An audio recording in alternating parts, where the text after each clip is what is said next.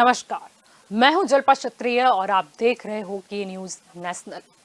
राजकोट से भाजपा विधायक गोविंद पटेल ने शनिवार को गुजरात के गृह राज्य मंत्री हर्ष संघवी को पत्र लिखकर आरोप लगाया कि राजकोट के पुलिस आयुक्त यानी कि सीपी मनोज अग्रवाल वित्तीय धोखाधड़ी के शिकार लोगों को डूबा हुआ पैसा वापस दिलाने के लिए कमीशन लेते हैं। पटेल ने यह भी आरोप लगाया कि ऐसे मामलों में शिकायत भी दर्ज नहीं की जाती। गोविंद पटेल के अलावा राजकोट पूर्व के एक अन्य विधायक और राज्य मंत्री परिवहन, नागरिक उड्डयन, पर्यटन और तीर्थ विकास अरविंद रैयानी भी राजकोट सीपी पर हमला किया है। उन्होंने भ्रष्ट अधिकारी के खिलाफ सख्त से सख्त कार्यवाही की मांग की है और यही हमारा आज का मुद्दा है कि इतनी बेबाकी क्यों हो गई है, किसके आशीर्वाद से ये सारी वसूली की जा रही है।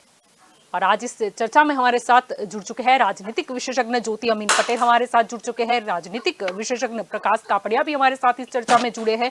भाजपा की ओर से स्नेहल जोशी कुछ ही समय में हमारे साथ इस डिबेट में जुड़ेंगे। कांग्रेस की ओर की बात करें तो अमित गुटिकर हमारे साथ जुड़े हैं। आम आदमी पार्टी की ओर से विक्रम दवे हमारे साथ जुड़ चुके हैं और जनप्रतिनिधि भाविक अमीन भी हमारे साथ जुड़े हैं। आप सभी का स्वागत है के न्यूज में। आपसे यहाँ पर शुरुआत करना चाहूंगी। अमित जी, क्या कहना चाहोगे? भाजपा के विधायक गोविंद पटेल ने पुलिस आयुक्त मनोज अग्रवाल पर ये जो करोड़ों रुपए की वसूली का सबसे पहले आरोप लगाया। उन्होंने ये भी बताया कि किस तरीके से कमीशन लिया जा रहा था।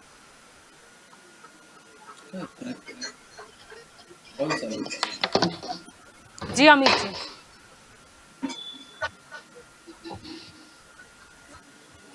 जी मैडम। जी अमित जी।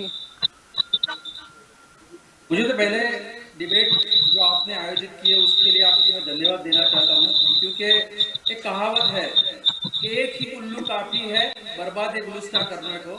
यहाँ तो डाल डाल पर शाख शाख पर सारे उल्लू बैठे हैं, तो सोचो बर्बाद गुलिस्तां क्या होगा। आप पुलिस की बात करो, यहाँ गुजरात में पुलिस का काम क्या है उनको खुद को पता नहीं है, क्योंकि पुलिस का काम है हमेशा लॉ एंड ऑर्डर मेंटेन रखना।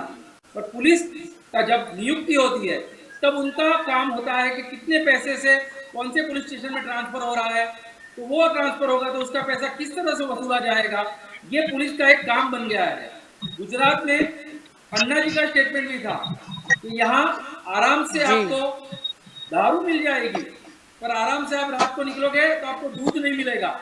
ये अन्ना जी का स्टेटमेंट था और वही आज साबित होने जा रहा है कि गोविंद पटेल जी ने, जो पूर्व विधायक रह चुके हैं, उन्होंने ही भारतीय जनता पार्टी पे आक्षेप लगाया है और यही कहा है कि यहाँ देश में जो परिस्थिति है उससे गुजरात में परिस्थिति अलग है, क्योंकि गुजरात में हर एक पुलिस वाला, ऐसा नहीं कहता वो करप्ट है, पर ज्यादातर पुलिस वाले जो पैसे देकर नियुक्ति कराते हैं, पैसे देने पड़ते हैं सरकार को, उसमें सरकार भी शामिल है, तो वो पैसे वसूली करने के लिए वो लोग ये सब काले काम करने पड़ते हैं। उनकी मजबूरी है, ये सरकार के दिए हुए पैसे उनको वसूल करने हैं, इसलिए बोलते हैं जो सरकार में बैठे वसूली भाई है उसकी वजह से पुलिस भी आज बदनाम हो रही है। जी बिल्कुल। विक्रम जी, आपकी ओर आना चाहूंगी। यहाँ पर मुद्दा यही उठता है कि कानूनी तरीके से कार्यवाही करने के बजाय क्यों ये वसूली गैंग की तरह अब पुलिस काम कर रही है?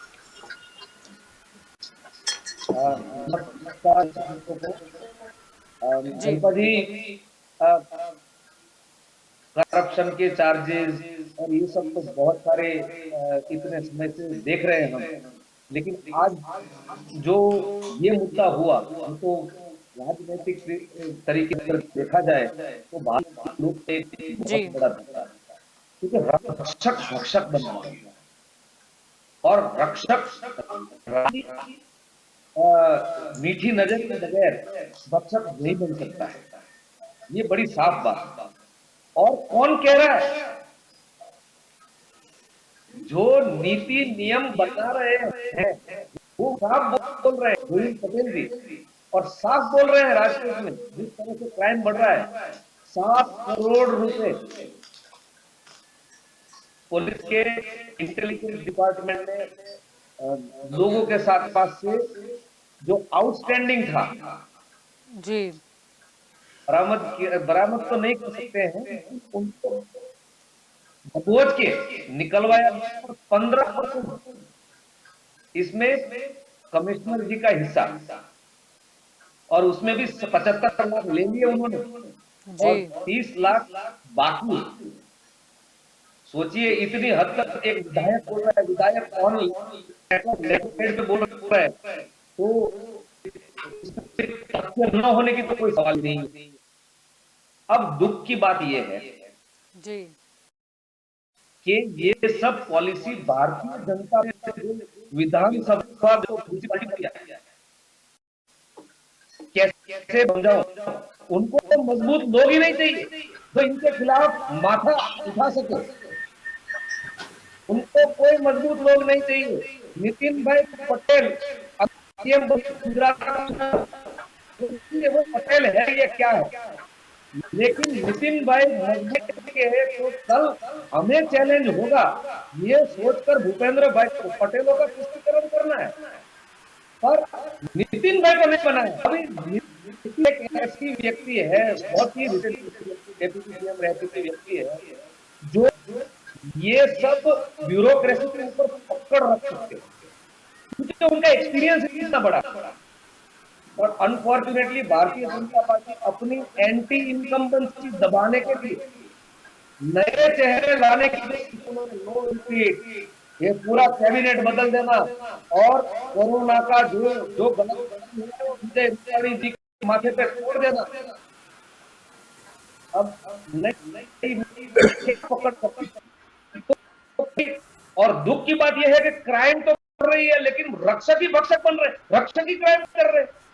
तो सब पुलिस वाले तो बुरे नहीं होते हैं, लेकिन वो ऐसे क्रिमिनल लोग हैं, उनको मौका है और राजा उनको प्रोत्साहन दे रहा है, इसलिए मौका मिल रहा है। तो भारतीय जनता पार्टी 27 साल से जो गुजरात में बैठी है, उन्हें अपनी एंटी इनकम्बेंसी छुपाने के लिए वहीवटी पकड़ के लिए लोगों को गुजरात के कैबिनेट में बिठा दिया, और ये उनके नाक के नीचे से हो रहा है। और दूसरा एक ये हो रहा है कि इलेक्शन आ रहे हैं, उनको जो पैसा के लिए जो फंड इकट्ठा करना है, वो जैसे इनकी ब्रांचेज है, वो ब्रांचेज मैनेज करेगी कैसे करके पैसे जाए, कैसे करके पीआई लेवल, ट्रैफिक लेवल, वहां से ऊपर जाएगा, ऊपर से फंडिंग अल्टीमेटली मिनिस्ट्री में आएगा, और वहां से तो आप देखिए। लेकिन बड़ी बड़ी आनंद की बात है, लोग जो मैं जैसे आम आदमी पार्टी का एक कार्यकर हूँ, तो हम लोगों को लड़त की, तो आज अभिनंदन गुजरात के विद्यार्थियों को और गुजरात के लिए जो लोग लड़े उनको मैं अभिनंदन देता हूँ। लड़त हुई, सम्मेलन तक गई, हमारे कई लोग अंदर साबरमती जेल में भी गए, लेकिन अल्टीमेटली न्याय है वो प्रिवेल किया बाद में, और असित वोरा जी को राजीनामा देना पड़ा, उनको इस्तीफा देना पड़ा। तो ये एक न्यायिक तरीके से लोकतंत्र की जीत हुई। तो मैं आप मीडिया के लोगों को भी, क्योंकि आपका इसमें बहुत बड़ा रोल था कि विद्यार्थियों को न्याय मिले। गुजरात के 10-10 बार पेपर लीक कांड हुआ था, फिर भी कोई असर नहीं हुआ अभी। तो आपको भी बधाई देता हूं, आम आदमी पार्टी को, युवराज सिंह को, गुजरात के विद्यार्थियों को, जो जो के सामने आवाज उठाई, उन सबको मैं बधाई देता हूं कि असित वोरा जी को प्रेशर में आके भी इस्तीफा देना पड़ा। आपकी और यहाँ पर स्नेहल जी आना चाहूंगी, क्या आप खाकी की आड़ में वसूली कॉन्ट्रैक्ट चलेगा? जी सभी पैनलिस्ट भाइयों को और दर्शकों को नमस्कार, आपको भी नमस्कार। ये जो घटना है उसके बारे में हम आज चर्चा कर रहे हैं, तो मेरे आम आदमी के मित्र की एक बात से मैं सहमत हूँ। उन्होंने कहा सब पुलिस वाले बुरे नहीं होते। एक ये जो पूरा तंत्र है उसके अंदर कहीं ना कहीं कोई त्रुटि जब दिखी, तो हमारे एमएलए गोविंद भाई पटेल ने एक जागरूक एमएलए की तरह अपनी जो बात है उसको प्रस्तुत करने के लिए उसके अनुसार, जैसे कि जो मामला था वो पुलिस डिपार्टमेंट का था, इसलिए हमारे गृह मंत्री श्री को उन्होंने ये निवेदन करके इसकी जांच करने का एक नम्र निवेदन किया। मसला सामने आया वो तो 8 महीने पहले का था, और उसके बाद भी देखा गया कि कई विधायक, कभी सांसद, हमने तो राम भाई को भी सुना, तो पहले के जो पूर्व गृह मंत्री थे या पूर्व मुख्यमंत्री थे, क्या उनको इस बारे में जानकारी नहीं प्राप्त हुई? और अगर पूर्व मुख्यमंत्री की बात करते हैं तो राजकोट तो उनका प्रिय शहर माना जाता था। नहीं, ये यहाँ पर जलपा जी, ये जानकारी तभी आई कि जब ये पीड़ित व्यक्ति जो है उन्होंने उन्होंने ये चीज बताई कि भाई इस प्रकार से मुझे प्रताड़ित किया जा रहा है ये डिपार्टमेंट की ओर से, तो तभी या और फिर या ये ऐसा कहा जा स्पेसिफिकली ये सकता है कि व्यक्ति की ओर से। कर्ता ने भी ये जुर्रत तब की जब सरकार चेंज हो गई और उन्हें लगा कि कहीं ना कहीं अब हमें ऊपरी जो खादी से सपोर्ट मिल रहा था खाकी को, उससे डरने की जरूरत नहीं है, इसीलिए उन्होंने ये हिम्मत दिखाई। जलपा जी, ये बहुत ही अच्छी चीज है, और लोकतंत्र के लोकतांत्रिक देश के अंदर अगर कोई ऐसी बात, अगर आप में या कोई भी नागरिक इस प्रकार की किसी चीज को उजागर करता है, तो वो मैं मानता हूं कि वो अभिनंदन के पात्र है। और सरकार का जो रोल है, और खास करके आदरणीय गृह मंत्री जी जो है, उन्होंने इसका संज्ञान लेके तुरंत ही इस मामले की जांच के आदेश दे दिए हैं, और एक कमिटी जो है वो इंटरनल जांच भी करेगी पुलिस की। तो इस प्रकार से ये जो मामले के अंदर जो भी दोषित होंगे उन्हें योग्य सजा मिले, और कहीं लोग जो जैसा आपने कहा कि डराने का भी विषय हो सकता है, या इस प्रकार के भी अगर कोई विषय है, तो उसका तबादला करने से लेके उसको कड़ी से जी कड़ी सजा देने तक जो भी भारतीय जनता पार्टी की सरकार के परव्यू में आएगा और इस जांच के अंदर से बाहर निकलेगा निष्कर्ष, उसके अनुसार सरकार योग्य कदम उठाकर जी इसको जी लोगों को जी न्याय सिर्फ मिले ऐसा काम पुलिस करेगी। आयुक्त तक ही ये स्ट्रिक्टनेस दिखाई जाएगी, या फिर जिस जिससे सपोर्ट मिल रहा था वो भी इसके लिए जिम्मेदार ठहराए जाएंगे? जलपा जी, ये केस की जो जांच है वो क्रमशः होती है, हम सबको पता है, आप भी एक वरिष्ठ पत्रकार है, आप भी जानती है कि क्रमशः इस प्रकार से जो उसकी प्रोसीजर है उससे केस का जांच होगी, निष्पक्ष जांच होगी। जो भी विक्टिम है, जो भाई साहब राजकोट से है और उनको तकलीफ हुई है, उन्हें भी पूरी सुरक्षा मिले, उन्हें कोई डराए धमकाए नहीं, उन्हें किसी प्रकार की तकलीफ ना हो, और उन्होंने ये बोल्ड कदम उठाया है, इसलिए जी उनका भी ख्याल रखें, और इस प्रकार की जी घटना वैसे फिर से वैसे कुछ किसी भी डर नागरिक के है क्या, साथ ना मतलब हो। मनोज अग्रवाल क्या कर लेंगे? चलो अच्छा है, कड़ी सुरक्षा की बात यहाँ पर की गई है, या फिर गोविंद भाई की बात करें, राम भाई की बात करें, क्या उन्हें डरने की जरूरत है? नहीं, मेरे ख्याल से कोई डरने की जरूरत नहीं है, अपने देश में सुरक्षित माहौल है, और ये जी तो कभी जैसे हर एक नागरिक को सुरक्षा देना सरकार का धर्म है, किसी भी पार्टी की सरकार हो, तो जी उसका निर्वहन भारतीय जनता पार्टी की सरकार भी बखूबी करेगी। जी जी बिल्कुल। ज्योति जी, यहाँ पर आपके सामने मैं आना चाहूंगी। इस घटस्फोट ये जो सामने आया है, प्रश्न तो ये भी उठता है कि बिना खादी के आशीर्वाद के ये खाकी इतनी बेबाक कैसे हो सकती है कि उन्हें कोई खौफ ही नहीं?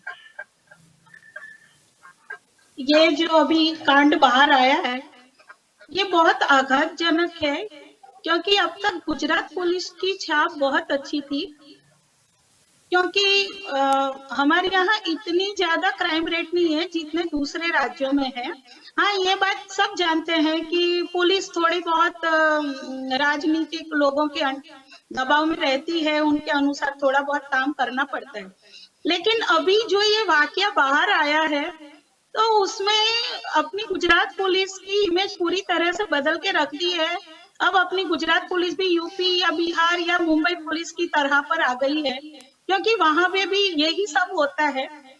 सफेद पोशी में जो क्राइम किए जाते हैं, उसी कैटेगरी में ये काम आते हैं, क्योंकि जो इस तरह के काम करते हैं, तो जो अगर माफिया लोग हैं तो उनकी शिकायत करने तो हम पुलिस के पास जा सकते हैं, लेकिन अब पुलिस ही अगर इस तरह के काम करेगी तो फिर उससे मदद मांगने कहाँ पे जाया जाए।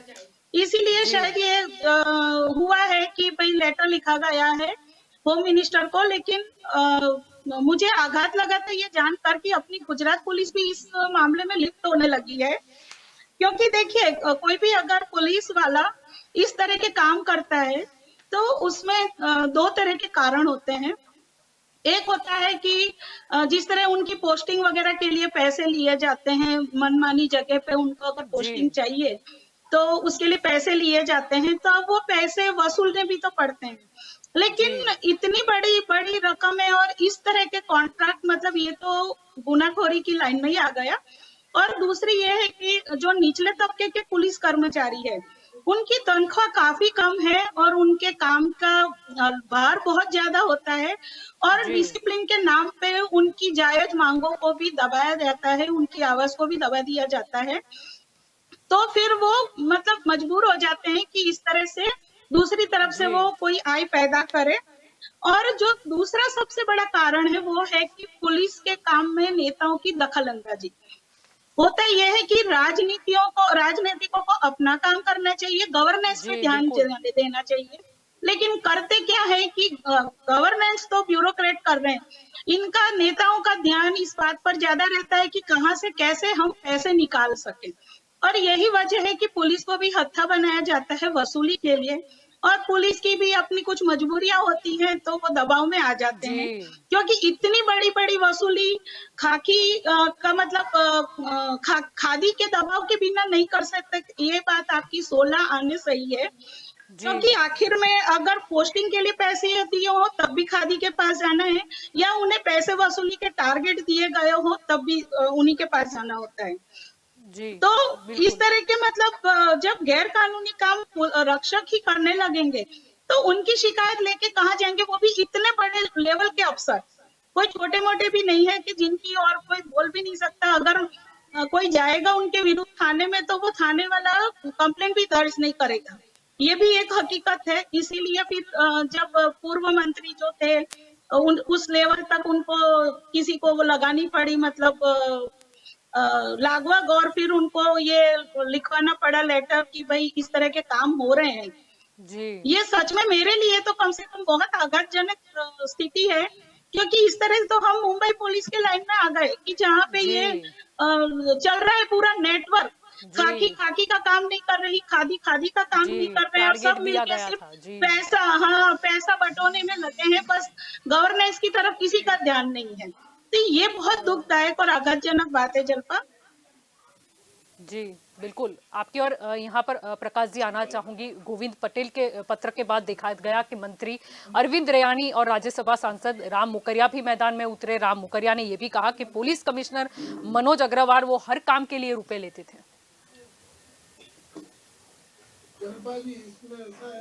मैं एक सरकार को आपके माध्यम से, आपकी चैनल के माध्यम से गृह मंत्री मुख्यमंत्री को सूचन करता हूँ, स्नेहल भाई को भी बताता हूँ कि मेरी एक पिटीशन हुई है 200/2012। उसमें justice honourable justice chief justice Bhaskar Bhattacharya और जमशेद पार्टीवाला का एक जजमेंट है, 79 पेज का जजमेंट है।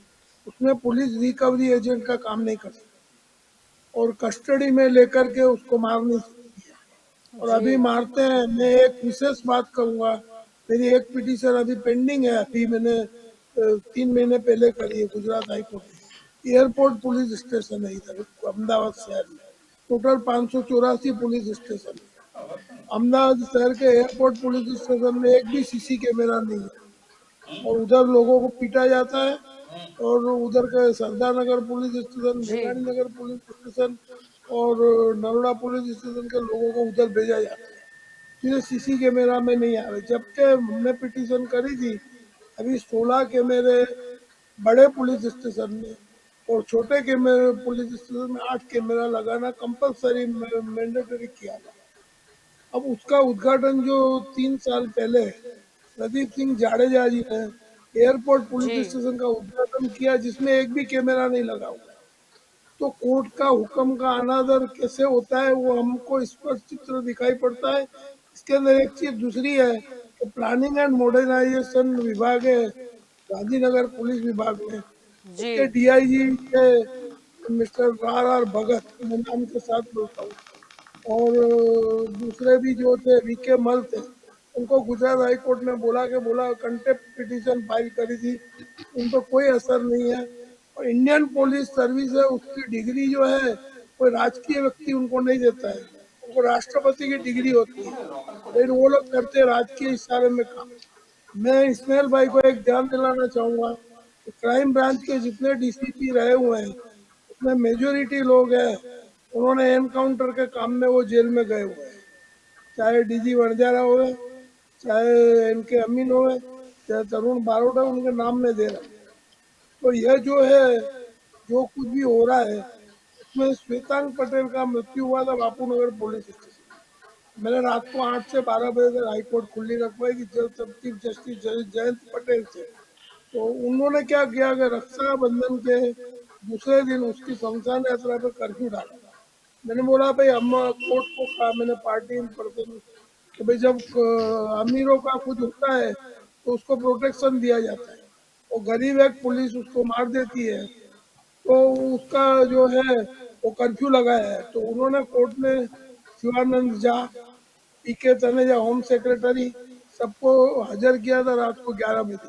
सुबह 8 बजे जी रक्षाबंधन के दिन हाईकोर्ट चालू रही। अब मैं ये देखता हूँ कि सरकार को ये मालूम है, गृह मंत्री मुख्यमंत्री सबको जो मैं बोल रहा हूँ, और जी रिकॉर्ड पे है और कोर्ट का स्पष्ट आदेश है। और उस टाइम पे 26 पुलिस अधिकारी जेल में थे, उसमें से 8 आईपीएस थे और बाकी के क्लास 1 और गैस कैडर के या दूसरे लोग थे। तो ये जो है, जैसे अभी ज्योति बहन ने बताया कि वो यूपी बिहार जैसी परिस्थिति में गुजरात की पुलिस जा रही है, तो यह जो इनके पास जो आय से ज्यादा संपत्ति है, यह पुलिस स्टेशन कैसे चलते हैं। जैसे धर्मगुरु एक अपने आश्रमों से जो दान लेता है, फिर वो पैसा धर्मगुरु के पास आता है। तो ये पुलिस अधिकारी के जो बड़े लोग हैं, जी वो अपने आप को ऐसा समझते हैं कि कौन से पुलिस स्टेशन में कितना फंड है। तो सबसे चिंता का विषय ये है जलपरी कि जी इसमें जो प्रामाणिक अधिकारी है उसका क्या, जो 20% जो ईमानदारी से नौकरी करते हैं, ईमानदारी से नागरिक जीना चाहता है, ईमानदारी से नागरिक पैसा नहीं देना चाहता है, उसकी पिटाई होती है। और कस्टोडियल डेथ कई पुलिस स्टेशनों में हुए लिए गुजरात में। नहीं, मैं तो एक विरोध पक्ष कांग्रेस को भी बोलूंगा कि कांग्रेस ने भी जो है कोई विरोध पक्ष की भूमिका नहीं निभाई है, उससे भी प्रजा नाराज है। यह मुद्दे बहुत सड़क से मुद्दे थे, लेकिन कांग्रेस के जो इधर नेता बैठे हुए हैं उनसे भी मैं निवेदन करूंगा कि आपके सत्र हुए विधानसभा का जो चालू जी होने वाला है, तो यह प्रश्न उठावे जो यह जी प्रजा बिल्कुल का। अच्छा, ये सिविल मैटर होती है, जी दीवानी मैटर होती है, उसको क्राइम में कन्वर्ट करने के लिए पैसा लिया जाता है। यह मैंने हाई कोर्ट को एफिडेविट में स्पष्ट किया था और साबित करके दिखाया था, और मैं पार्टी इन पर्सन आर्ग्यूमेंट किया था मैंने। और यह चीज मैं स्नेहल भाई को भी बोलूंगा कि आप ये जो मैंने बताया पब्लिक इंटरेस्ट लिटिगेशन 200/2012 में पूरा आदेश है हाईकोर्ट का, और सरकार उस आदेश का उल्लंघन कर रही है। तो उल्लंघन जब सरकार करेगी तो प्रजा क्या करेगी। प्रजा भी सोचेगी कि न्यायतंत्र के हुक्म का अनादर हो रहा है, जी तो प्रजा जाए तो जाएगा। जी जब बिल्कुल उसका न्याय तंत्र से तो उम्मीद है, उतनी ही पुलिस न्यायतंत्र तंत्र से भी है, का लेकिन ये वसूली की जिस तरह से मुद्दा सामने आया तब से सबको सवाल खड़े देखो, हो मैं गए हैं कि आपको क्या इधर भी एक चीज कमीशन देना होगा, यहाँ पर भी अन्ना शिकायत हजारे दर्ज नहीं होगी जबकि एक कॉन्ट्रैक्ट देना होगा। भाविक जी आपकी ओर अन्ना भी यहाँ पर हजारे आना चाहूंगी मैं, प्रकाश जी आपकी ओर भी लौटेंगे, भाविक जी आपकी ओर आना चाहूंगी। यहाँ पर देखा गया कि गुजरात कांग्रेस प्रमुख जगदीश ठाकुर ने भी ये कहा कि भाजपा ने पुलिस को टारगेट दिया हुआ है और इस केस में भाजपा के विधायक ने ही भाजपा की अब पोल खोल दी।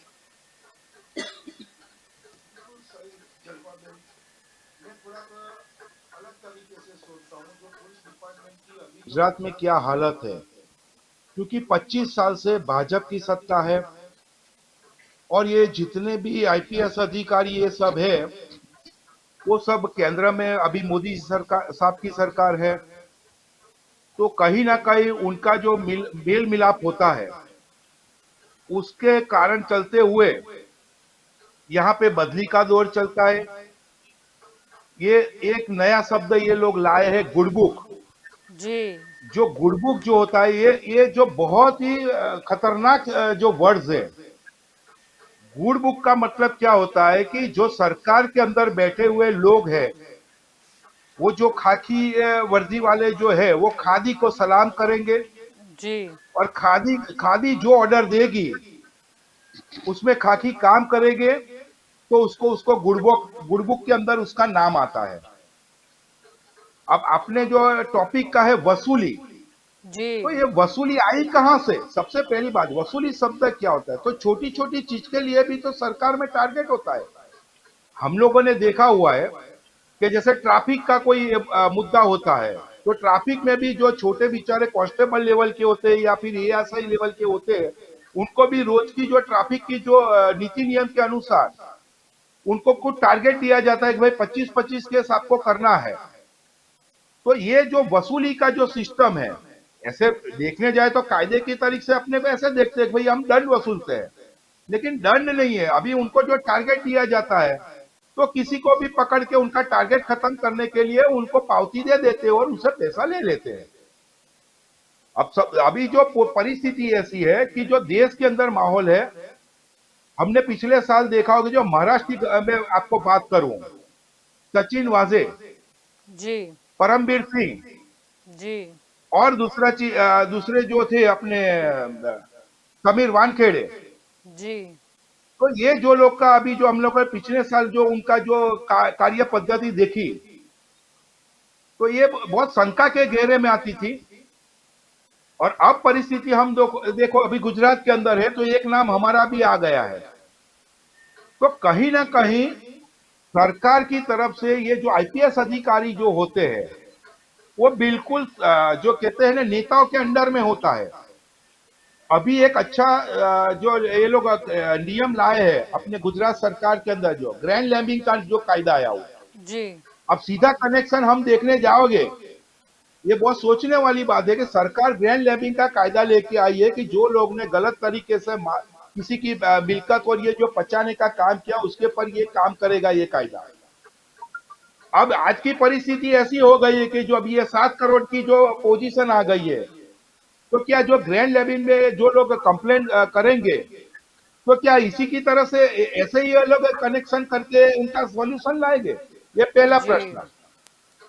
दूसरी बेन एक चीज है कि पूर्व जो हमारे जो सीएम थे रूपाणी साहब, जी उन्होंने खुद स्टेटमेंट दिया था कि गुजरात के अंदर भ्रष्टाचार में दूसरा नंबर पे पुलिस डिपार्टमेंट है। तो यहीं जी। पे जो पोजीशन ऐसी आ जाती है जी कि खुद शायद सरकार ने उन्हें कबूला अंदाजा है था, कि पर उन्होंने चुप्पी मानना बेहतर समझा, या फिर उनका खुद का भी कोई स्वार्थ हो सकता है। हाँ जी, मतलब मेरा कहने का जो सरकार खुद ने माना हुआ है कि मेरी सरकार के अंदर जो है वो करप्शन में ये दूसरे नंबर पे ये डिपार्टमेंट है। तो सीधी चीज है कि अभी जो जनता है, जनता को क्या सोचना, किस तरह से वो उनके पास न्याय मांगने जाएंगे। तो सबसे बड़ी बात मैं कहूं, उनके अंदर जो पुलिस विभाग है, लेकिन जी। उनकी जो विडंबना है वो वही चीज है कि 25 साल से यहाँ पे भाजपा का शासन है और उनको इस तरह से ट्रीट किया जाता है कि कोई भी आईपीएस अधिकारी होगा या पुलिस का कोई कर्मचारी होगा या कोई पीआई होगा या कुछ भी होगा, वो सरकार के अंदर बैठे हुए नेता से विपरीत काम नहीं कर सकते। अगर उनका हम लोग रिकॉर्ड देखने जाओगे तो आप देखना कि अगर सामान्य तरीके से आप वहां पे जाओगे तो आपकी एक सिंपल कंप्लेंट भी वहां पे एफआईआर नहीं होती है। लेकिन अगर नेताजी बोलेंगे तो पुलिस वाले वहां पे एफआईआर कर देंगे, चाहे वो आदमी सामने वाला है वो निर्दोष है या कुछ भी है। जी मतलब इतनी भी सत्ता नहीं है पुलिस वालों के पास कि कम से कम वो अपनी तरफ से इंस्पेक्शन करके उनको न्याय जो सही में उनकी एफआईआर जो लॉन्च करने की है वो कर सके। तो इतना प्रेशर में आज की पुलिस गुजरात में काम कर रही है। अगर हम दूसरे राज्यों की तरफ भी देखना जाओगे तो हमने देखा यूपी के अंदर तो आईपीएस अधिकारी जो है वो नेताओं के पैर पड़ते हुए भी हम लोगों ने देखा हुआ है। तो ये संवैधानिक पद है। मुझे इस आपके चैनल के माध्यम से ये चीज कहनी है पुलिस विभाग को कि आप सबसे बड़े ऊपर है। नेताजी तो आज है कल चले जाएंगे, लेकिन आपने शपथ जो ली है वो जी, बिल्कुल। संवैधानिक पद की हुई है। अगर जी कोई सही नेता बात है, आपको ऊपर गलत के आका चले जाए, जैसे कि अभी हमने देखा कि जिस तरीके से परिवर्तन हाँ। गुजरात के राजनीति में आया है, शायद इसीलिए ये मामला बाहर आया, नहीं तो शायद आता भी हाँ, नहीं। और आता भी नहीं। और दूसरी चीज मैं आपको बहन बताऊं कि जो भी डिपार्टमेंटल जो लोग हैं पुलिस डिपार्टमेंट के, उन्होंने ये चीज सोचनी चाहिए अगर नेताजी आपको कोई गलत निर्देश देता है या कोई चीज गलत करने को बोलता है तो पुलिस जो कर्मचारी है उसका डिपार्टमेंट है उसको बोलना चाहिए कि नहीं साहब ये कानून के विरुद्ध है, ये कानून की तरह से नहीं काम होगा। आज पुलिस की छवि ऐसी है तो आप देखने जाओगे, वो पिछले 1 साल का भी हम लोग रिकॉर्ड निकाल के देखेंगे तो ऐसा जी। कोई क्राइम नहीं किया हुआ है जो इस डिपार्टमेंट से कोई पुलिस वाले के साथ कनेक्शन नहीं होगा। आज देखो जो दारू के धंधे हैं तो दारू के धंधे के अंदर भी पुलिस का नाम खुलता है। कहीं ना कहीं आपने देखा हुआ है कि पुलिस का जो कर्मचारी होगा कहीं ना कहीं रेप केस में भी अंदर आता है। अभी देखिए आप जो अभी लेटेस्ट आपने देखा हुआ कि भाई ये जो मनोज अग्रवाल जी है उनका ये जो जी। अभी ये कनेक्शन निकला, इससे पहले की मैं बड़ौदा की बात करूं, बड़ौदा में भी एक पहले 2 साल पहले 2 या 3 साल पहले ऐसा हुआ था। यहाँ क्राइम ब्रांच के पीआई था, उनका भी जो जमीन के मामले में ऐसा ही हुआ था, और पटेल करते थे, तो उनका भी नाम आया था। दूसरी चीज, ये जो हमारी जो डिबेट है वो मनोज अग्रवाल जी के अंडर में है। एक चीज तो फाइनल है कि आप जी देखिए, जो गुजरात के जो भाजपा के नेता है, उनको उनको रजूआत करने की जरूरत पड़ी गृह मंत्री में, अपनी जी ही सरकार में। तो अभी ये बताइए कि जो नेताजी है, उनके ही नेता है, उनको अगर ये रजूआत करनी पड़े, तो मुझे नहीं लगता है कि आम जनता तो उसको सोचना भी चाहिए। और दूसरी चीज है, वो आदमी ने बोला हुआ है कि मैंने 75 लाख रुपया दिया हुआ है, और बाकी जो चीज है वो मेरा दुकान के उसी के अंदर वो जो पैसे का है वो सेटिंग किया हुआ है। मतलब एक चीज फाइनल है कि यहाँ पे कुछ ना कुछ हुआ है, उसको हम नजरअंदाज नहीं कर सकते। हालांकि वो डिपार्टमेंटल है, उनकी इंक्वायरी की बात आती है, जी लेकिन ये मामला जो है पेचीदा है, और जी पेचीदा के अंदर अगर तपास भी पुलिस डिपार्टमेंट के पास ही होगी। मेरी एक चीज ये तो देखो संविधान पद के हिसाब से अगर उनको नहीं देखते, लेकिन कहीं ना कहीं अगर ये पुलिस डिपार्टमेंट में और उच्च अधिकारी की जो बात आती है, तो शायद विरोध पक्ष जो बैठे हैं, वो जी उनके भाई से मेरी रजूआत है कि वो कहीं ना कहीं ये जो अपने जस्टिस लेवल पे जो मतलब इसका इंस्पेक्शन होना चाहिए, ये चीज का जो पूर्व जस्टिस है उनके अंडर में ये तपास होनी चाहिए, उसका अहवाल जो भी है वो रजू जी करके वहां तक पहुंचना चाहिए। कहीं ना कहीं मुझे लगता है कि ये केस रफा दफा करने में भी टाइम नहीं लगेगा। जी जलपाल। जी जी बिल्कुल, हम सुन भी लेते हैं। ये तो ऐसा नहीं है कि सिर्फ एक किस्सा हो कमिश्नर का, लेकिन काफी ऐसे किस्से कहीं ना कहीं नजर आ रहे हैं। आइए गौर करते हैं सबसे पहले तो क्या है मसला। ખરેખર મારા ભાઈ સાથે 12 કરોડ રૂપિયાની ચેકથી રકમ ગુપચાવી અને ચીટિંગ થયેલું હતું। એના માટે હું પોલીસ કમિશનરને મળવા ગયેલો કે સાહેબ મારે આની એફઆઈઆર લખાવવી છે, તો કે આની એફઆઈઆર ન થાય અને આમાં કાંઈ થઈ શકે નહીં, પોલીસ કાંઈ કરી શકે નહીં, એવી વાત એણે મને કરેલી હતી। પછી થોડી વાર પછી એમણે વીકે ગઢી જે ક્રાઇમ બ્રાન્ચ પીઆઈ છે એમને બોલાવેલા, એટલે એની સાથે કઈ વાતચીત કરીને મને ગઢવી સાહેબ એમની ત્યારે મને કે તમે બેસો અને હું સીપી સાહેબને મળીને પાછો આવું છું। સીપી સાહેબને મળીને પાછા આવીને સીધી એમણે વાત કરી કે જે રિકવરી થાય એના 30% તમારે અમને આપવાના। મેં કીધું સાહેબ આ લીગલ પૈસા છે, આમાં કઈ जी आपकी और यहाँ पर आना चाहूंगी अमित जी, क्या कहना चाहोगे? हमने सुन भी लिया। ये बात ऐसी है कि गुजरात में दारू है वो मान्य है, पर गुजरात में उतना ही दारू मिलता है वो भी मान्य है। गुजरात में कानून व्यवस्था है वो मान्य है, पर ये परिस्थिति किसी से छुपी नहीं है, क्योंकि सभी लोग जानते हैं कि गुजरात में कानून व्यवस्था की परिस्थिति क्या है।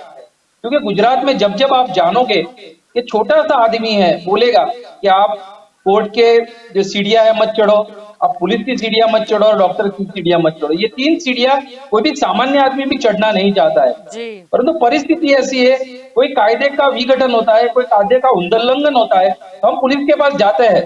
पुलिस जो हमारे पैसे से उसका पगार चलता है, उसका सर्विस चलता है, पर वही सर्विस का पैसा उनको कम पड़ता है, इसीलिए वो लोग 2 नंबर के पैसे में पड़ते हैं।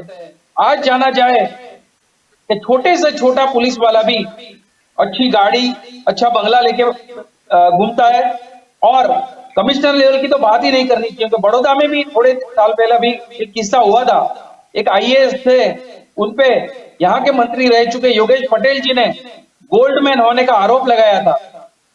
2-3 दिन उनके वाटाघाटा चला, फिर वो खुद आईएएस मिनिस्टर योगेश पटेल के वहां जाते हैं, उनसे मिलते हैं और मामला रफा दफा हो जाता है।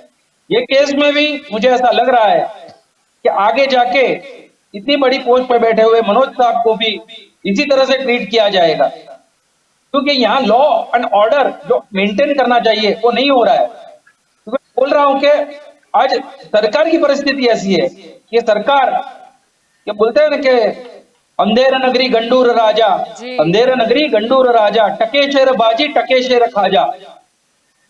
क्योंकि अभी सरकार पूरी बदल चुकी है, सीएम नए आ चुके हैं, गृह मंत्री नए आ चुके हैं। थोड़े दिन पहले ही गृह मंत्री हर्ष संघवी जी बड़ौदा आए थे, एक रैली में घूम रहे थे, उन्होंने मास्क नहीं पहना था।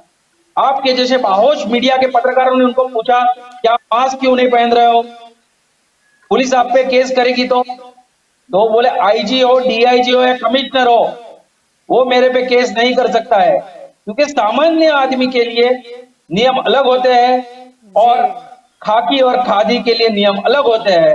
जब तक इसका डिफरेंस मिटाया नहीं जाएगा तब तक गुजरात में सुशासन की बात करना भी गलत है। हर रात लोग बोलते हैं कि यहाँ सुबह दूध आता है, उससे पहले दारू मिलता है। पर आज मैं बताना चाहूंगा कि सिविल में 600% केस लीवर फेलियर के बढ़ चुके हैं, क्योंकि जो दारू देते हैं वो दारू के जो स्मगलर है उन लोगों ने मिक्सिंग करना चालू कर दिया है और मिक्सिंग करके खराब दारू देके गुजरात की युवा पीढ़ी को बदनाम और युवा पीढ़ी को स्वस्थ से हानि पहुंचाने का काम कर रहे हैं। दूसरी तरफ आप देख रहे हो, थोड़े दिन पहले ही अदानी पोर्ट पे इतने लाखों करोड़ों का ड्रग्स पकड़ा गया, उसके बारे में मीडिया में भी कुछ दिन तक चला, फिर बाद में वो छुप गया। तो ये मनोज अग्रवाल जी का मुझे ऐसा ही लग रहा है कि थोड़े दिन चलेगा और फिर उस पर चादर डाल दी जाएगी और केस समाप्त किया जाएगा।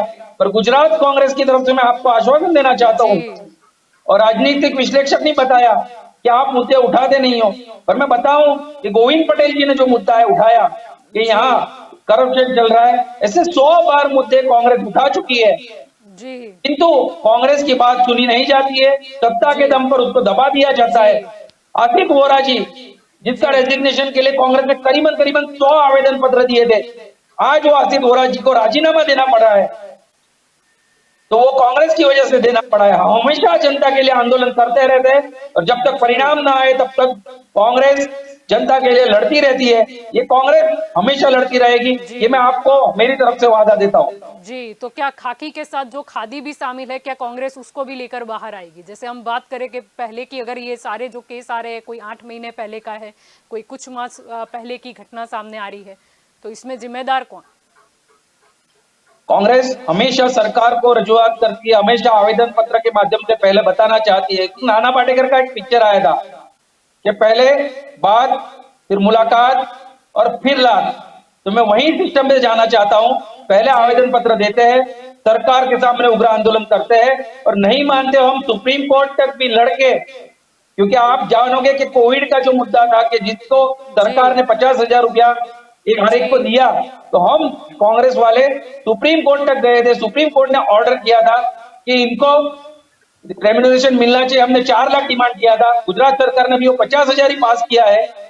उसकी भी लड़ाई हमारी जारी है। हमेशा खाकी हो या खादी हो, जो गलत काम करेगा उसके सामने कांग्रेस हमेशा लड़ती रहेगी।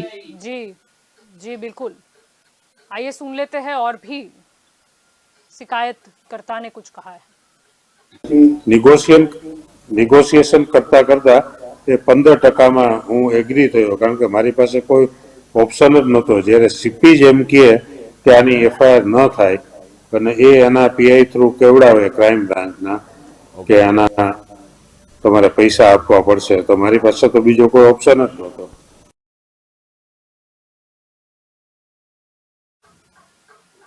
जी विक्रम जी, आपकी ओर आना चाहूंगी।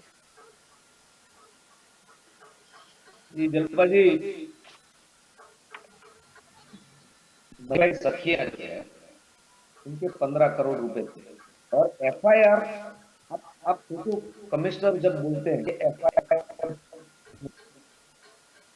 पुलिस हवाला लेती है, और दुख की बात यह है कि ये एक घटना नहीं है, एफआईआर नहीं पाई। साधारण मानस के खिलाफ कोई भी क्राइम होता है तो अब एफआईआर का मतलब होता है फर्स्ट इन्फॉर्मेशन। जी, तो जैसे ही घटना घटती है और कोई भी आके बताता है तो वो फाड़ना जरूरी है, लेकिन गुजरात पुलिस में एक ट्रेडिशन हो गई है कि एफआईआर पहले मुआयना करेंगे, अभ्यास करेंगे, उसके बाद फाड़ने लायक होगी कोई एफआईआर। ये जो तरीका है ये प्रिस्क्राइब्ड तरीका नहीं है। आईपीसी का। और इसकी वजह से क्या हुआ है कि गुजरात में हर वर्ग डरा हुआ है।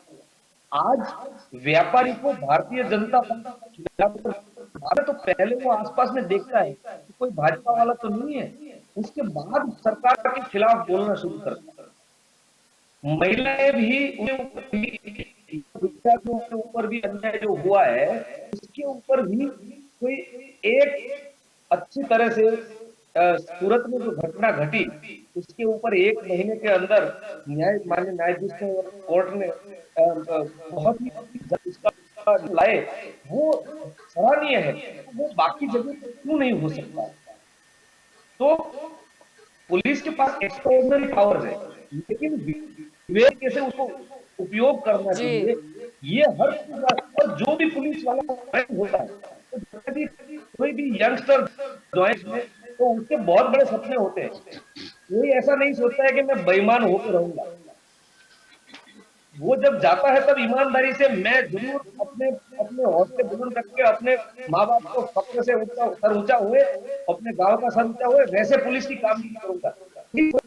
आता लेकिन उसके बाद बात ये होता है कि वही यंगस्टर है, वो गुड बुक्स वाला जो बात आपने जनप्रतिनिधि जी ने बताई, वो गुड बुक्स वाली बात आ जाती जी, और उसको वसूली जैसी चीजें दी जाती है और पैसा इकट्ठा होता है और वो पैसा है वो जमा कहाँ हो रहा है, वो अल्टीमेटली इलेक्शन के यूज में ये जैसे कॉर्पोरेटर अभी तोड़ रहे हैं, या पैसा जैसे कांग्रेस के कई विधायकों को तोड़ दिया, राज्यसभा की इलेक्शन आती है तब ये सब जगह पे ये सब पैसा इस्तेमाल होता है। तो सिस्टम में बहुत सारे लूप होल है, उसको कम जो जिसको भारत में लोकतांत्रिक तरीके से जो सरकार बनती है उसकी जिम्मेदारी।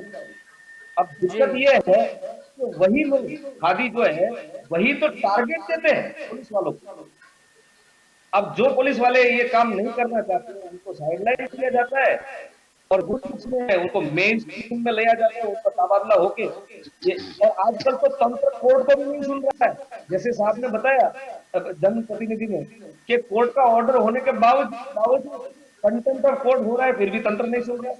और दूसरी बात यह है कि ईमान ऑफिसर जैसे भट्टी, मैं आज नाम कोट करना चाहता हूँ, उनका जिन्होंने जिसको अरेस्ट नहीं किया था वो केवल वहां पे सीनियर ऑफिसर थे और अरेस्ट किसी और ने किया था और कस्टोडियल डेथ कस्टडी से बाहर निकलने के बाद कई दिनों के बाद और उसके अंदर उनको उम्र कैद में अंदर डाल दिया गया।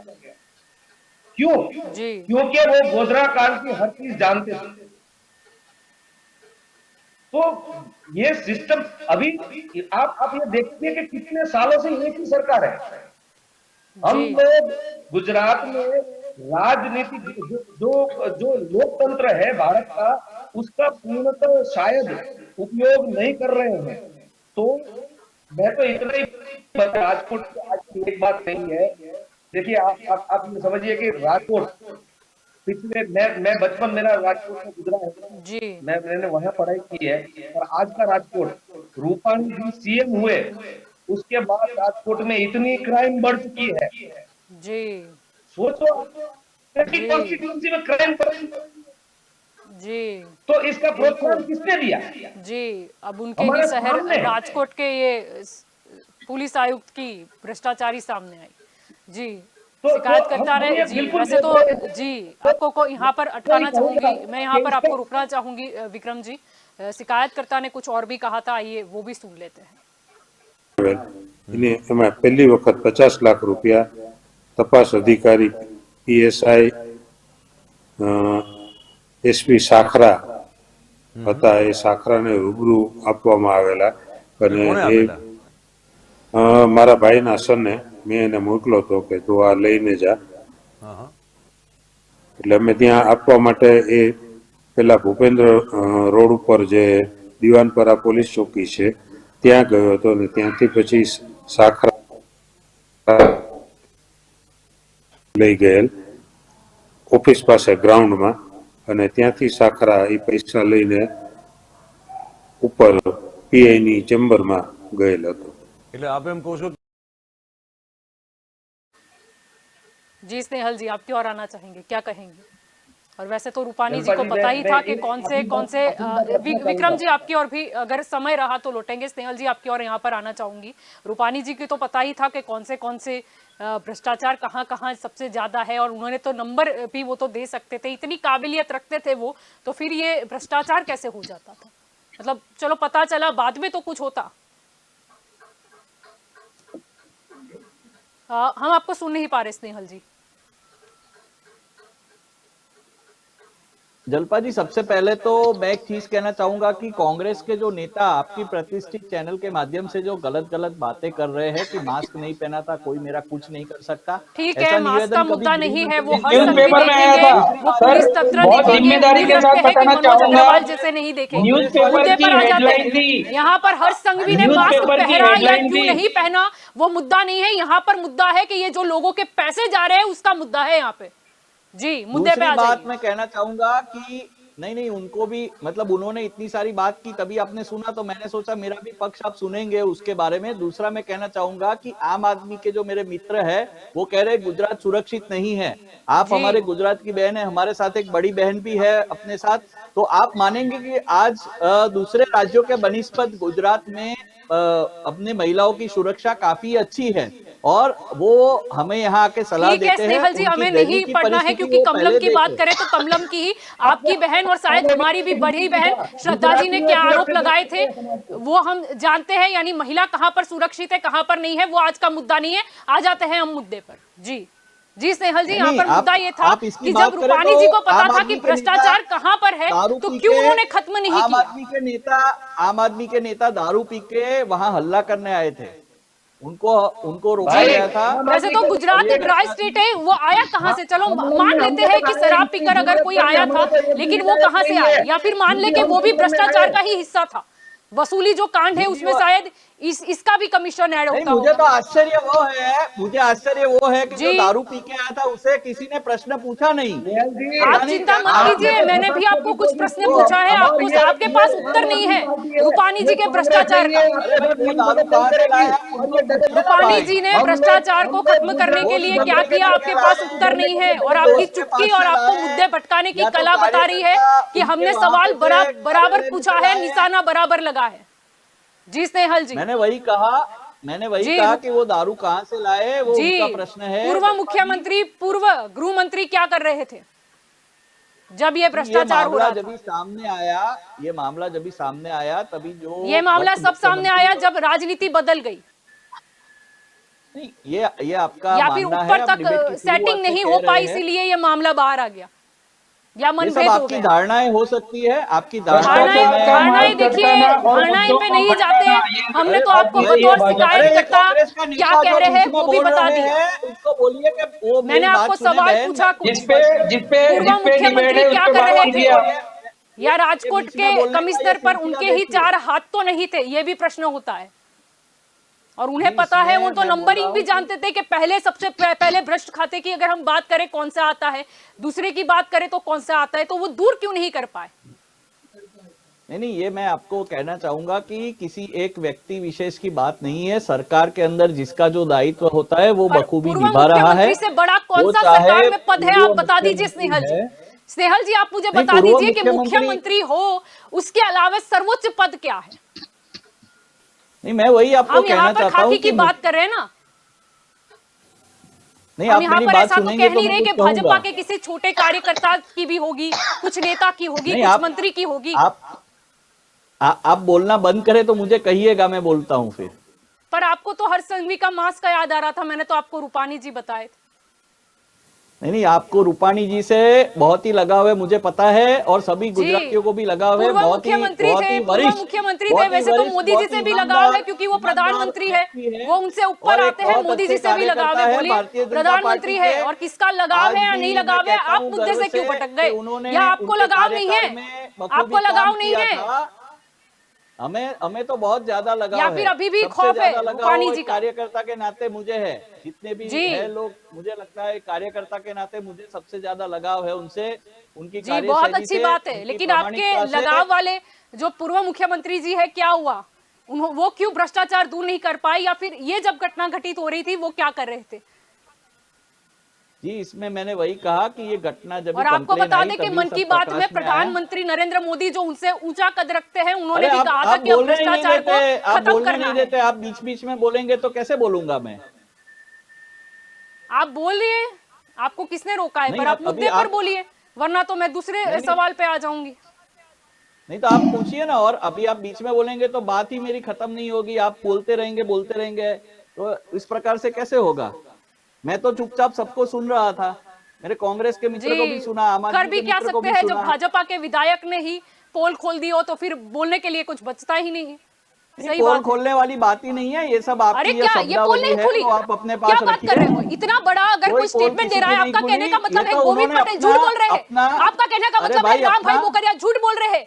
आपका कहने का मतलब अपना है अरविंद दायित्व रियाणी निभाया झूठ बोल रहे है, हैं। पोल अपना नहीं खोली तो दायित्व क्या किया निभाया है उन्होंने? वो अरे सच आप चिल्ला सामने के लेकर आए। बोलेंगे तो सच हम मिल तो हो मानते जाएगा। हैं आप उनको। जलपा जी आप चिल्ला क्या के बात कर रहे हो? बोलेंगे तो पोल सच नहीं मिल हो खोली है तो जाएगा। क्या वो झूठ अरे बोल इस रहे हैं? प्रकार से चिल्लाना आपके क्यों है? भाजपा के विधायक झूठ, आपका गला अगर खराब हो बात पूर्व जाएगा, मुख्यमंत्री तक जलपा गई तो भाजपा के विधायक झूठ, मंत्री झूठ बोल रहे हैं। क्या खराब हो बात कर रहे हो? जाएगा, वो आपका स्टेटमेंट गला दे खराब रहे हो हैं, जाएगा। पत्र मेरी बहन, लिख आप रहे चिल्ला हैं। के मत बोलिए, कुछ तो होगा ना, आप चिल्लाइए कुछ मत, तो होगा ना। आप अरे चिल्लाइए मेरी मत, आवाज पे मत आप जाइए ना, चिल्लाइए आप मत। आपकी आवाज बढ़ा नहीं, दीजिए। आप किसने चिल्लाइए रोका है? मत। मैं ऐसा बोलता हूँ मेयर जी, कि ये जो भी किया है, उन्होंने उनका दायित्व निभाया है, हमारे सभी जी एमएलए बिल्कुल, ने। दायित्व निभाने की ही तो चर्चा चल रही है यहाँ जी, पर कि किसका क्या तो दायित्व वही है। तो, क्या गलत किया है ऐसा बोल रहे हैं आप? अरे कहाँ पर नहीं पोल करना खोली था। अच्छी बात है ना, आपको कबूल करना चाहिए कि बहुत अच्छी बात है। आपकी और भी अरे तो ज्योति जी यहाँ पर शुरुआत में आना तो मैंने चाहूंगी। कहा, ठीक है स्नेहा मेरी आप जी, सुन शुरुआत लिया में हमने डिबेट में आपको। देखिए। हम समझ सकते हैं आज का मुद्दा बड़ा सेंसिटिव है, हम समझ सकते हैं। ज्योति जी आपकी और आना चाहूंगी। यहाँ पर मुद्दा यही है कि जब भाजपा के विधायक ने ही कुछ कहा है तो वो पोल खुली कह सकते हैं या नहीं कह सकते हैं? क्या वो झूठ बोल रहे हैं? सांसद जी जिन्होंने सपोर्ट किया है वो झूठ बोल रहे हैं? मंत्री अरविंद रियाणी उन्होंने सपोर्ट किया है, वो क्या झूठे हो गए? नहीं, उन्होंने तो एक्चुअली ये कहकर बहुत बड़ा रिस्क लिया है, क्योंकि उनको पता है कि फिर उनका क्या हश्र हो सकता जी है। बिल्कुल। उनको तो गलत नहीं कहेंगे। अगर उन्होंने अपना दायित्व निभाया है तो प्रश्न यही है कि पूर्व मंत्रियों ने अपना दायित्व क्यों नहीं निभाया। जी बिल्कुल। तो होम डिपार्टमेंट के अंदर, होम डिपार्टमेंट में आती है पुलिस, और पुलिस को एक्चुअली किसी नेता के दबाव में आना बिल्कुल जरूरी नहीं है। उनको संविधान ने वो सत्ताएं दी है कि वो स्वतंत्र रूप से काम कर सके, लेकिन वो अपनी पर्सनल कुछ फेवर के हिसाब से वो नेताओं के अंडर में काम करते हैं। तब वो भूल जाते हैं कि उन्होंने खाकी पहनते वक्त क्या शपथ ली थी। वो जी बिल्कुल। शपथ कैसे भूल सकते हैं? अगर कोई नेता उनको गलत काम करने को बोलता है, वो एक ही वाक्य कहते हैं कि ठीक है सर, मैं कर दूंगा, आप मुझे ये लिखित में ऑर्डर दे दीजिए। कोई नहीं देगा लिखित में, वो उनकी मजबूरी नहीं बन सकती फिर, क्योंकि वो बंधे हुए सिर्फ तभी होते हैं जब उनको कोई लिखित में ऑर्डर देता है, और कोई उनको इलीगल, वो नेता होशियार होते हैं, वो लोग लिखित में लेने का रिस्क नहीं करेंगे। अब रही बात जैसे गैर कानूनी काम करवाने की, तो नेताओं का तो काम ही यही है कि बस पैसों का सेटिंग करना, कहाँ से कितना मिल सकता है, और पुलिस उनका हाथ और हत्था बन जाती है, उनका हथियार बन जाती है। तो पुलिस डिपार्टमेंट को तय करना है, क्योंकि देखिए कोई ईमानदार ऑफिसर है, वो अगर ईमानदारी से करता है फिर उसकी क्या हालत होती है ये भी सब जानते हैं। उसको पनिशमेंट पोस्ट पे दे दिया जाता है। अगर वो बंदा ट्रांसफर से नहीं घबराता है, तो और भी कुछ हम देख चुके हैं पहले भी कि डीजी वंजारा और जिन लोगों को अरेस्ट किया था, तो उस पुलिस ऑफिसर की क्या हालत हुई है उसके बाद, कि उसने पुलिस डिपार्टमेंट ही छोड़ दिया, और वो उसके बाद एमबीए वगैरह दे रहे थे, उनको उसमें भी बहुत परेशान किया गया। तो ये सब देखी हुई बातें हम देखते हैं। जैसे बॉम्बे का बात कर ले, तो वहां पे क्या हुआ था, जब कीचड़ उछाल रहे थे, जब परमवीर सिंह और सचिन वाजे के नाम उछले, तब पक्ष और विपक्ष दोनों ने जो एक दूसरे की पोल खोलनी शुरू की, सारा देश तमाशा देख रहा था। तो इसका अर्थ तो ये था कि दोनों को पता है कि दूसरे पक्ष के लोग किस गैर कानूनी काम में लिप्त हैं, फिर भी जब वो सत्ता में होते हैं क्यों नहीं हाथ कदम बढ़ाते हैं उसको बंद करने के लिए। तो ये वही हो जाता है कि तेरी भी चुप मेरी भी चुप। तो ना भाई हम तुम्हारे इलीगल काम, क्योंकि देखिए सत्ता परिवर्तन होते रहते हैं, तो कोई एक दूसरे की पोल नहीं खोलते। अब जैसे मैं कहूँ कि रॉबर्ट वाड्रा का स्कैम निकाल के भाजपा सत्ते पे आई, लेकिन आज 7.5 साल के ऊपर हो चुके, 8 साल होने वाले हैं। रॉबर्ट वाड्रा का क्या हुआ? वो अभी भी घूम रहे हैं।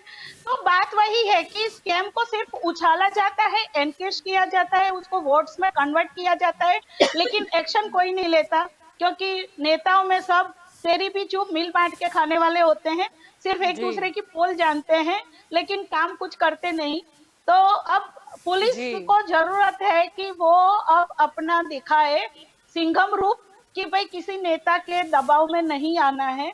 लेकिन अब थोड़ी ये आदर्शवादी बात हो जाती है, लेकिन फिर भी अगर सुधारना है, क्योंकि संविधान ने उनको सत्ता दी है, सिर्फ उनको अमल करना है, उस पे नेता के दबाव में नहीं आना है।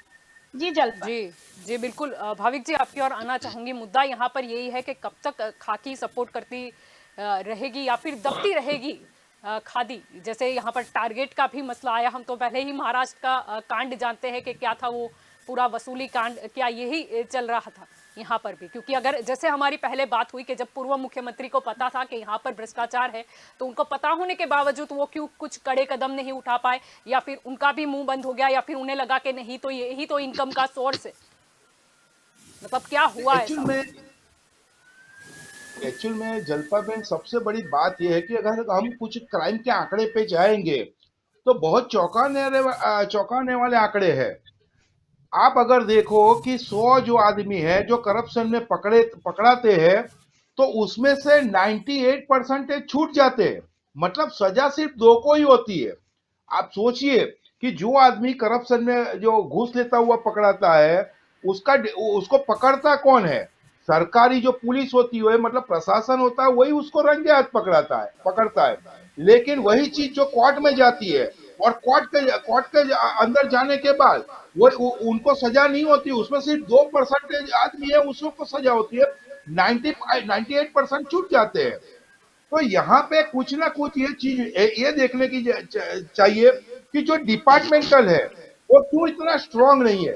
तो मैंने आपको पहले ही कहा, कहीं ना कहीं यहाँ पे खाकी और खादी, ये दोनों का जो समन्वय होता है, जी वो हर चीज के अंदर वो उसका सेटिंग होता है, और उसी के चलते ये सब चीज होती है। जी बिल्कुल। आप देखिए, जो पिछले 5 साल का अगर हम लोग रेशियो निकालेंगे, तो एक सिविल मैटर होता है, ये लोग क्या करते हैं, कन्वर्ट करते हैं। सिविल मैटर का अगर कोई केस है, अगर आपकी कोई मिल्कियत है, प्रॉपर्टी है, किसी ने धोखे से पढ़ा लिया, किसी ने गलत दस्तावेज कर लिया, अगर आप पुलिस डिपार्टमेंट के अंदर जाते हैं, तो वहां पे अगर आप 99% के अंदर ऐसा होता है कि अगर आप पुलिस वाले को पैसा नहीं देंगे तो वो आपको एफआईआर नहीं करेगा। अब उसमें तकलीफ वहां जो फरियादी होता है, वो परेशान होके फिर उसको कोर्ट में जाना पड़ता है, और कोर्ट में जाने के बाद सिविल मैटर ऐसी होती है जी बिल्कुल लंबी चली जाती है, 20 साल 25 साल, और आखिर वो जो पीड़ित आदमी है, वो किसी ना किसी तरह से समाधान करके वो खुद में, जैसे मान लो कि अपने आ बैल मुझे मार जैसा उसका हालत हो जाता है। तो कहीं ना कहीं मैंने आपको इसीलिए बोला कि सरकार ने एक अच्छा एक कायदा लाया है ग्रैंड लैबिंग का, लेकिन अभी मुझे लगता है कि ये शायद करप्शन के चक्कर में ये जो कायदा आया हुआ है, वो कहीं ना कहीं उसकी बलि न चढ़ जाए। जी बिल्कुल, ये सही पहली बात बार है। नहीं सही हुआ है, बात। ये जी पहली बार जलपा बेन नहीं हुआ है। अगर हम ये सब चीज में देखने जाओगे, तो ऐसा भी नहीं है कि पुलिस डिपार्टमेंट में बाहोश अधिकारी नहीं है, वो कुछ जी काम करना चाहते हैं। कितने सारे मित्र है, जब भी मैं फ्री होता हूँ उनसे बात करता हूँ। अभी जैसे एक दारू की एक मैटर बोलता हूँ कि कहीं पुलिस अधिकारी वहां पे गया, उसने रेड पड़ी, कहीं ऐसा समझ लीजिए 2-5 पेटी उसने दारू पकड़ लिया, वो बेचारा जो अभी तक पुलिस स्टेशन नहीं पहुंचता है, तब तक तो उनके खादी वाले जो है उनको फोन कर देते हैं और कहते हैं, बोले जी ये तो बिल्कुल। हमारा आदमी है, ये है वो है, इतना परेशान करते हैं। मेरे पुलिस अधिकारी मित्र बोलते हैं कि भाई हम इसमें क्या करें, अगर हम प्रेशर से काम करने जाते हैं तो हमको पता है कि वो हमको कल उठा के दूसरी जगह पे डाल देंगे, तो जी उससे बिल्कुल। अच्छा है भाई हमको जो भी मिल जी रहा है कम सही से कम बात है। ले लो। जी हम बात तो ये सत्ता भी के आई थी कि सामने तो, टारगेट कंप्लीट ना हो तो भी क्या कर सकते हैं, या हाँ, यहाँ बदली हो वही सकती है। वही सही के बात है, सत्ता के वसूली अभी का। इसीलिए सिंघम का एक डायलॉग भी है, तो उसके अंदर बोलते हैं कि एक जो कांस्टेबल होता है कि साहब मैं भी जब पुलिस स्टेशन में जब यहाँ ड्यूटी करने आया था तो एंग्री यंग मैन बन के आया था, लेकिन ये लोगों ने गांधी जी के 3 बंदर बना दिए। तो ये सब चीज ये डिपार्टमेंट में है, ऐसा नहीं जी है कि अधिकारी काम नहीं कर रहे, लेकिन उनको जी प्रेशर इतना दिया जाता है, जी और उनको पता है कि अगर मैं इस तरह से जो संवैधानिक पद से काम करने जाऊंगा तो कम से कम ये मुझे साइड में रख देंगे। जी बिल्कुल, या फिर अगर इनकी बात नहीं मानी, इतना वसूली नहीं करी तो भी क्या हो सकता है। सही बात है। हाँ, आप सभी मेरे टारगेट दिया साथ जाता है, जी, आप टारगेट दिया सभी मेरे जाता है। साथ इस चर्चा में जुड़े, इसीलिए आप सभी का शुक्रिया। दंगल देश का में आज का हमारा मुद्दा था कि गुजरात पुलिस का ये क्या वसूली अभियान है। जिस तरीके से राजकोट का पूरा मसला उभर कर सामने आया, जिसने सबको चौंका दिया। वैसे तो चौंकाने वाली बात इतनी भी नहीं थी, क्योंकि पहले ही पूर्व मुख्यमंत्री बता चुके थे कि भ्रष्ट यहाँ पर कौन है, कहाँ सबसे ज्यादा भ्रष्टाचार होता है। ये अलग बात है, उन्हें पता था, उन्होंने कोई कदम नहीं उठाए। लेकिन शायद राजनीति में परिवर्तन हुआ, इसीलिए सभी भ्रष्टाचार शायद अब उभर के सामने आने लगे हैं। और अभी भाजपा के विधायक ही ये हिम्मत कर पा रहे हैं कि कैसे वो भ्रष्टाचार को दिखाए कि ये भ्रष्टाचार हो रहा है। शायद पहले उन्होंने इतनी हिम्मत नहीं थी, शायद हो सकता है ऊपर तक कनेक्शन हो, खादी का ही कहीं ना कहीं आशीर्वाद हो खादी पर। लेकिन जो भी हो, अब उम्मीद रखते हैं कि ये जो भ्रष्टाचार है वो दूर होगा, आम लोगों को इस तरीके से वसूली कांड के कॉन्ट्रैक्ट देने पर मजबूर नहीं किया जाएगा या लिया नहीं जाएगा, और ना ही कमीशन खाया जाएगा, और ना ही किसी तरीके का फंड दिया जाएगा, या फिर ये टारगेट अगर सही बात है तो हटाने की आवश्यकता है। तो दंगल देश का में अभी बस इतना ही। ज्यादा जानकारी के लिए आप जुड़े रहे के न्यूज के साथ। नमस्कार।